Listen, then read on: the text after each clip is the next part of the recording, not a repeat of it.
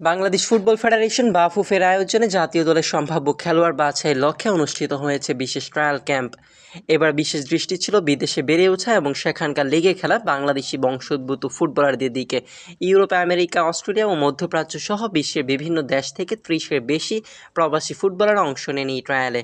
তাদের মধ্যে বেশ কয়েকজনের পারফরম্যান্স ছিল চোখে পড়ার মতো, বিশেষ করে দ্রুতগতিতে বল কন্ট্রোল, মাঠে অবস্থানগত বুদ্ধিমত্তা, পাসিং অ্যাকিউরেসি এবং শারীরিক সক্ষমতা এলিট মানের ফুটবলে পরিচয় দেয়।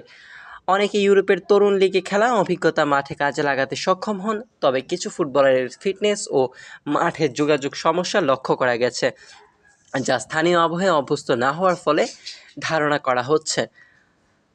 বাফুফের কর্মকর্তারা জানিয়েছেন, ট্রায়ালে নজর কেড়েছে এমন কয়েকজনকে ভবিষ্যতে জাতীয় দলে গঠনের বিবেচনায় রাখা হবে। পাশাপাশি তাদের নিয়ে বিশেষ ক্যাম্প বা প্র্যাকটিস সেশনের পরিকল্পনা রয়েছে। সার্বিকভাবে প্রবাসী ফুটবলারদের উপস্থিতি মাঠে একটা পেশাদারিত্বের ছাপ রেখেছে, যা দেশের ফুটবলে নতুন এক সম্ভাবনার দুয়ার খুলে দিচ্ছে।